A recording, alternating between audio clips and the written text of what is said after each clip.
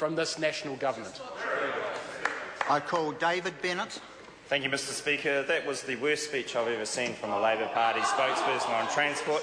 You know they're in trouble when they talk about the hollow men and then they have to refer to their notes for 7 minutes out of the 10. I was actually very disappointed that Julianne Genter wasn't in the room for the start of that speech, but then she came in, and I knew when she came in the real spokesperson for the left on transport had come in.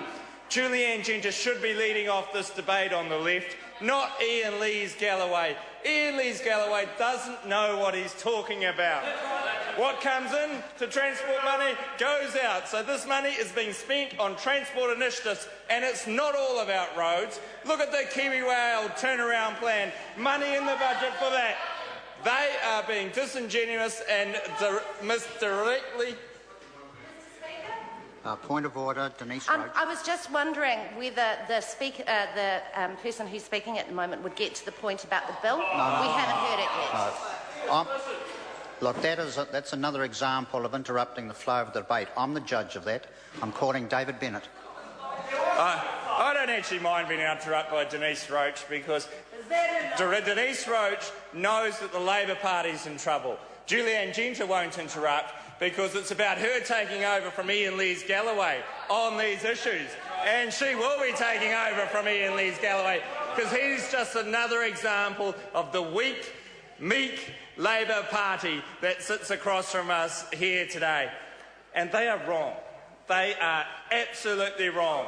The money that is coming into transport is being spent on transport, and it goes to rail as well as roads, and it goes to local roads as well as state highways. There is money for all in there. And I want to see Mr Ian Lees-Galloway come to Hamilton. Because in the next year, he will be summoned to Hamilton with his leader, Mr Shearer, if Mr Shearer is still the leader then.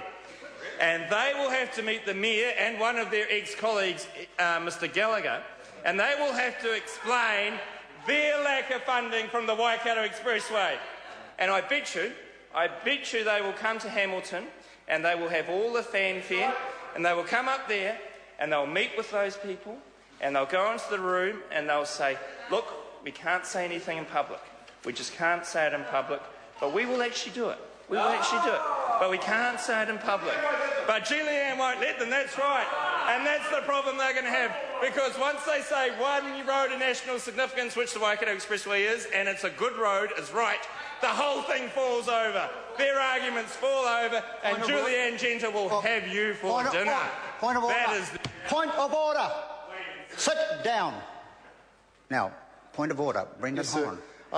I understand that it is a little informal, but is it the practice of this House to call members by their first name when that member never interjected? If the member brings frivolous points of order, I'll be asking him to leave. I'm the judge of that. I'm calling David Bennett. I'm calling Grant Robertson. Thank you, Mr Speaker. Well, here we are. It's just after 11 on Saturday.